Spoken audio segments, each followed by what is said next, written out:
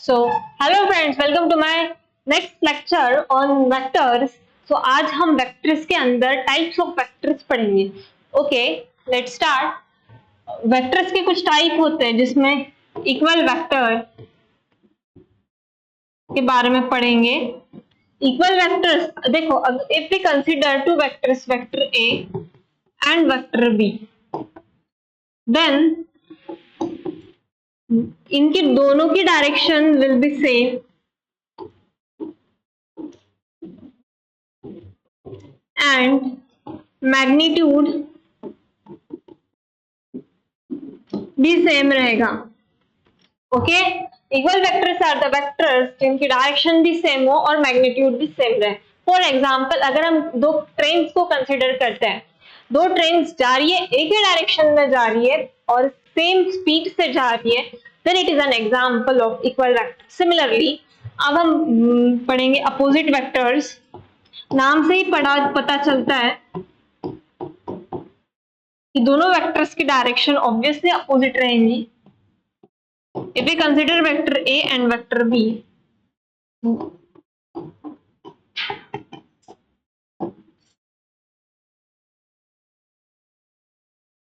like vector A और एक है वेक्टर बी, दोनों की डायरेक्शन अपोजिट है. Okay, have opposite direction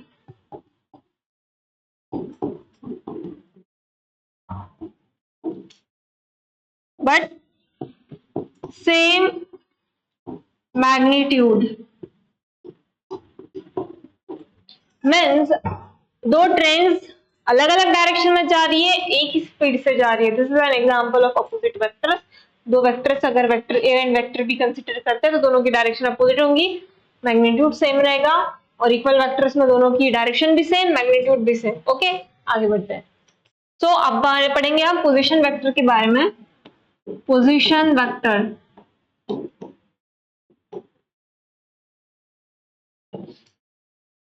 tells position of a particle from origin. देखो,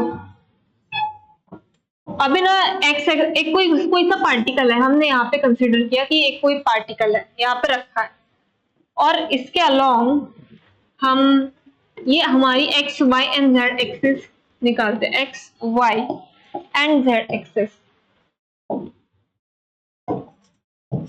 एक्स एक्सिस के अलोंग हमेशा हमारा डायरेक्शन आई कैप होगा, वाई एक्सिस के अलोंग हमारी डायरेक्शन हमेशा जे कैप होगी और जेड एक्सिस के साइड डायरेक्शन हमारी हमेशा के कैप होगी. अब यहाँ पे कोई पार्टिकल है हमने रखा है, इस पार्टिकल का कोई ना कोई कोऑर्डिनेट्स होंगे एक्स वाई एंड जेड.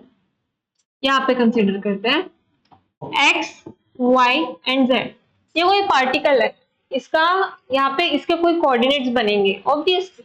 अब इसका हमें पोजीशन बताना है. ये यहाँ पे हम एक वेक्टर निकालेंगे, वेक्टर r1.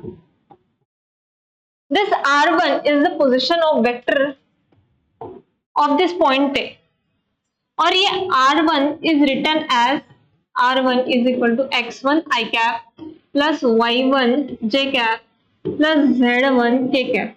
अगर हम x1 y1 z1 ऐसा लिखते हैं तो वेक्टर r का जो पोजीशन वेक्टर लिखा जाएगा वो x1 i cap plus y1 j cap plus z1 k cap ऐसा लिखा जाए. अब हम कोई और वेक्टर पॉइंट कंसीडर करते हैं यहाँ पे. अब इस पॉइंट के भी कोई कोऑर्डिनेट्स बनेंगे x2 y2 and z, right.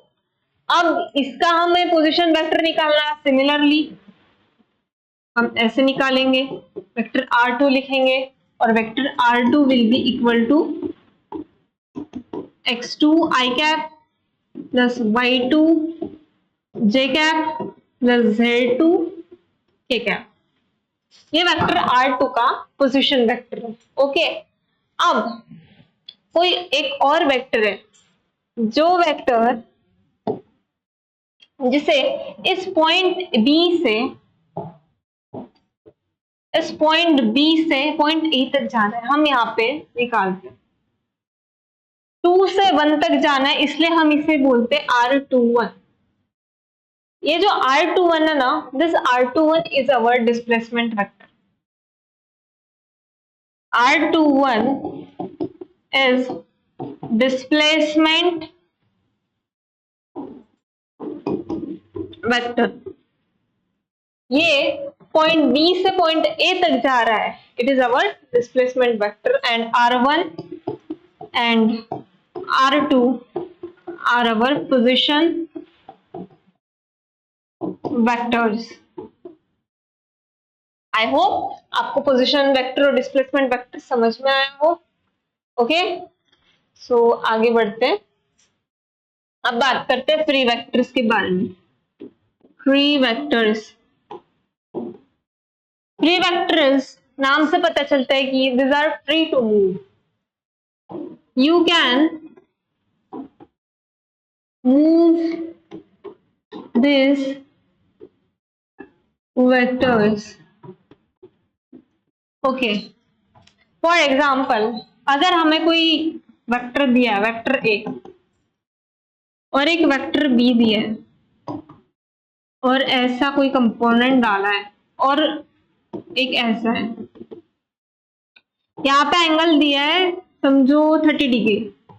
Okay, 30 degree यहाँ पे एंगल दिया है और किसी ने पूछा कि what is the angle between vector A and vector B. Vector A and B के बीच का एंगल कितना? तो क्या एंगल 30 डिग्री है? नहीं, अगर आंसर 30 डिग्री बोलोगे तो इट्स रॉन्ग, क्योंकि हमने अब पढ़ा है क्या, दो वेक्टर्स के बीच में एंगल तभी बनेगा जब ये टेल कनेक्ट होगा। किसी दो वेक्टर्स के टेल एक दूसरे को कनेक्ट हो गए तभी उनके बीच में हमारा एंगल थीटा होगा।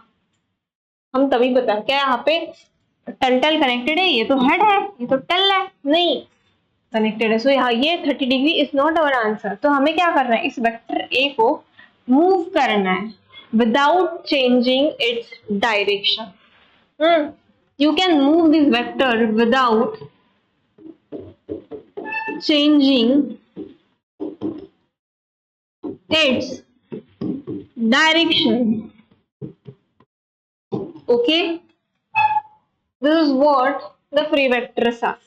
अब देखो इस वेक्टर को, वेक्टर ए की हमें डायरेक्शन चेंज करनी है, डायरेक्शन चेंज नहीं करनी है और हमें इसे आगे मूव करना है। This is what our vector B. अब ये वेक्टर ए को उठाया यहाँ पे लेके गए, दिस इज वेक्टर ए, ये हमारा एंगल था 30 डिग्री। ओके, ये एंगल तो परपेंडिकुलर हो गया 90 degree.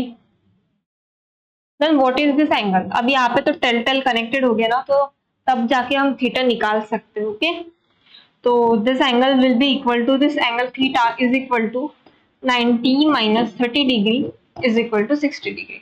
This is how the free vectors are. We can move this vector but without changing its direction. Okay, so next आगे बढ़ते हैं। अब सबसे important वेक्टर है हमारा unit vector.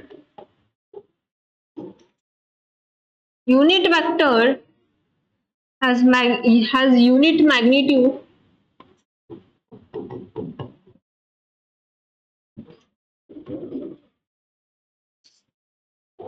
and it provides direction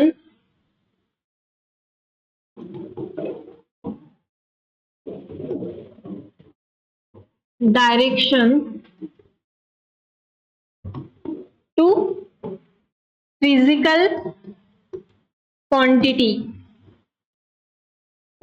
okay, देखो हमने अब देखा है, ये था हमारा I cap, J cap, K cap, Z axis, x axis, Y axis.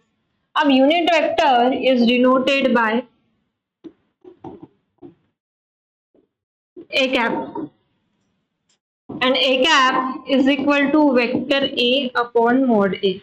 अगर हमें कोई वेक्टर दिया है, vector A is equal to X I cap plus Y J cap plus Z K cap, then magnitude of vector A is equal to under root of x square plus y square plus z square. This is how हम magnitude निकालते हैं। Okay, सो आज हमने vectors के types के बारे में पढ़ा। सो अगर आपको हमारा लेक्चर अच्छा लगा हो तो प्लीज लाइक कीजिएगा, सब्सक्राइब कर कीजिएगा। Thank you.